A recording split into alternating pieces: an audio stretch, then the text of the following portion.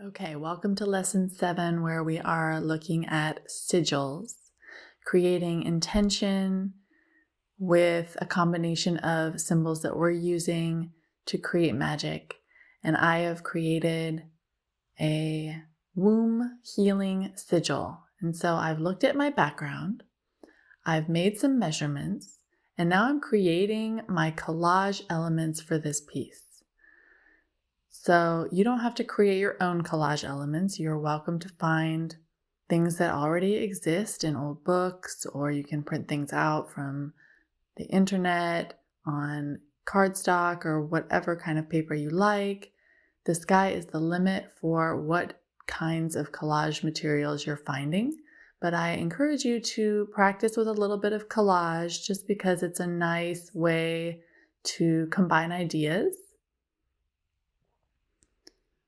So I've made measurements and I'm using 2 pieces of watercolor paper to create all of my collage elements. So this is the flame. The Shakti flame for me represents a deep, loving, rebirth, sort of phoenix vibe. And when I envelop things in these graceful flames, I am asking for healing and Shakti energy, divine feminine energy, to infuse and envelop the symbol. And so in this case, we're enveloping the pomegranate symbol, which is a symbol for the womb space. So sketching out all, making any sort of erasing marks, and then I'm going to mix a peachy orange gold color to paint this flame. And ultimately, I cover this flame with gold leaf, and I knew that I was going to be covering this flame with gold leaf, but sometimes the gold leaf pops off in some areas, and so I really like to have a color underneath that I don't mind showing through if the gold leaf isn't perfectly sticking to all the pieces. So here is my watercolor paper with some of my other elements that I'm going to be collaging. And so I'm saturating the shape with water with a big brush, and then I'll come in with some creamy peaches and some goldens to give a nice backdrop to the pomegranate that will sit on top of it. And so you might find yourself making your own collage elements. You might use other materials like colored pencils or caran d'ache or acrylic, whatever you like.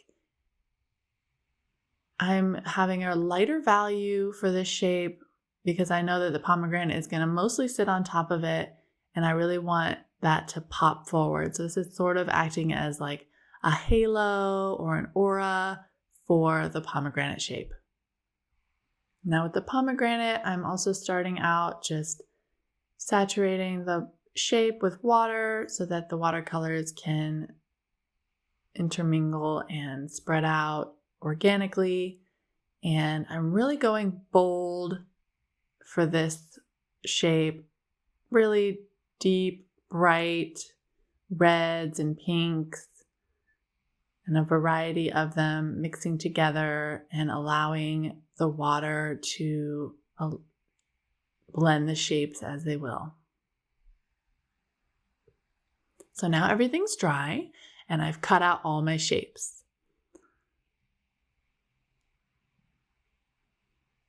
So I just want to make sure that my sizing is right before I go any further. And I kind of have this one tucked in to the flame, and I'm playing with how I want them to be interacting.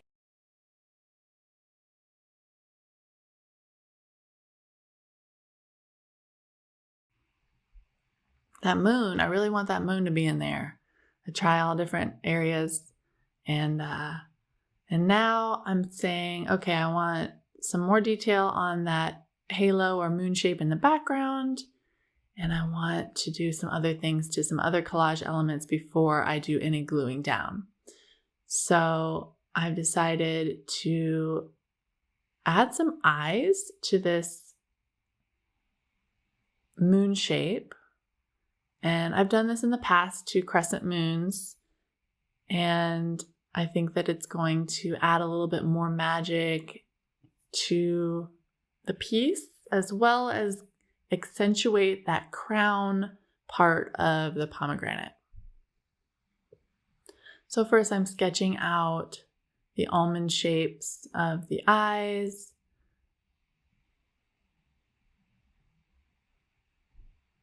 And I like to use a 4H pencil because it's light and I can easily erase. And so now I'm going to add some watercolor to give a little bit of variation of shape here and bring out some of the eye shapes. So first starting with just the water and then coming back in with more opaque coverage of that peachy, creamy color that I love so much it's almost running out on my palette.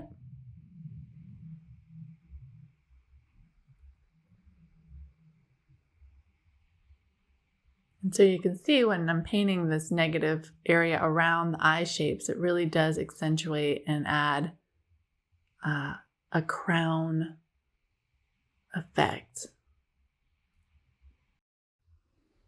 And then I've decided I want some darker areas of my pomegranate. So I'm adding more opaque and darker reds, building up a little bit of dimension here. But mostly I just want it to be bolder and more womb-like. Now I am using the Mona Lisa adhesive to prepare my flame for gold leaf. So 25 to 30 minutes later, after I coat the entire thing with the glue, is when it's time to put on the gold leaf. Gold leaf is very tricky. These loose leaf pieces of gold metal, they float around all over the place, and you can turn your whole house into gold flakes if you, are more expressive and not quite as particular as I am. It's all good. It comes up in the vacuum pretty easily. So I'm just ripping off bits off of the big square to fit on the little fingers of the flame here. And then I'm using a brush instead of my fingers because my fingers have oil on them and it's going to tarnish the gold. And so I just happen to use a brush. I know a lot of artists who just put their hands all over it. It's all good. I just personally think it works better when I use a brush to move the metal leafing around when I'm attaching it to the glue.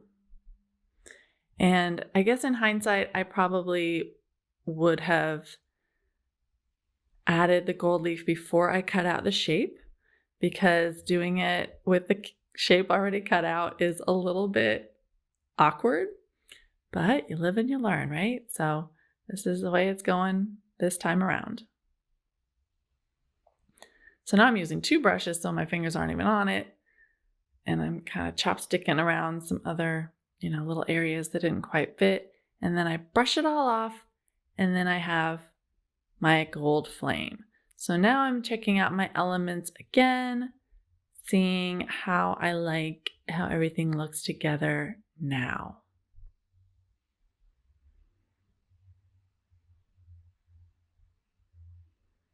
So I decided the background needs a little love before I start gluing down things.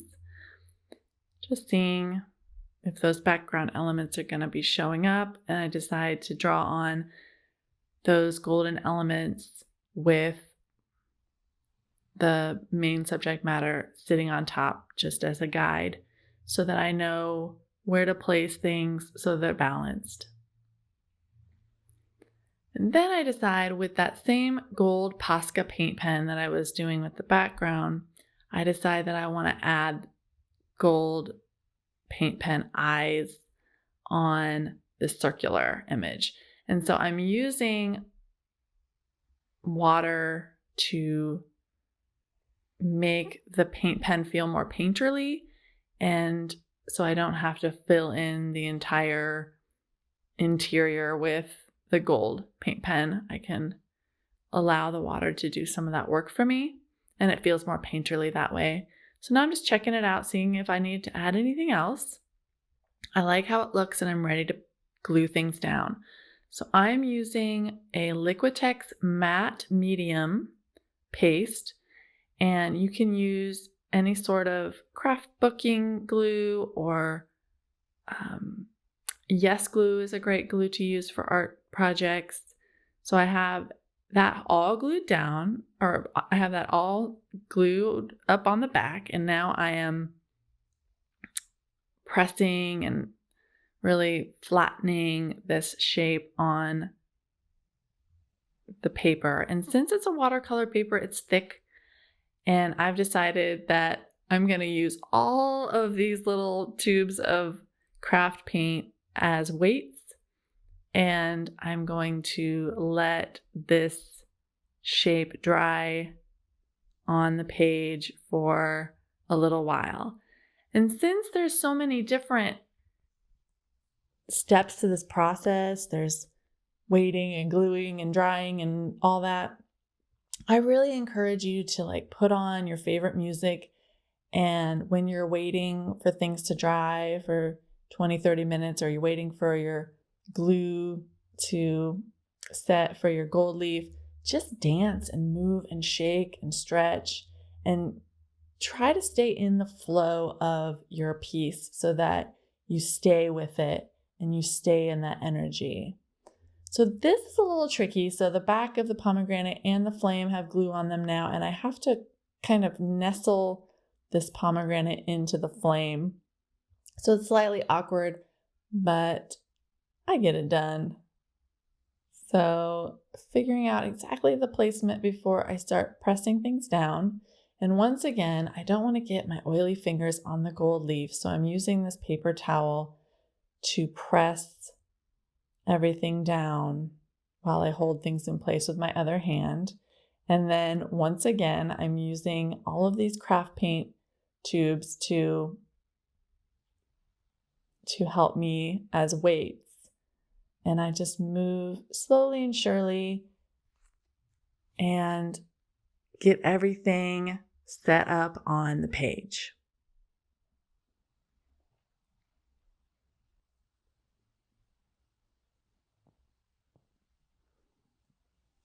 All right, little dance party, and now everything's dry and it's time to see how it looks. So the matte medium works great, and now it's just last details. What else do I want to include in this piece to make it feel balanced, to make it feel full, to make it feel like the magic is really showing to the viewer or to me through this symbol and all of the extra elements that are supporting it. A little magnolia up here for sensuality and savoring and earthly delights. And I've written the word womb in this. I have a little root pattern going on. I have some abundance vines happening, lots of stars, all with the gold Posca paint pen. I decided to do that balance symbol in one of the eyes. I do a yoni symbol with the roots coming out to support my womb healing sigil and bring some of the elements into the watercolor elements.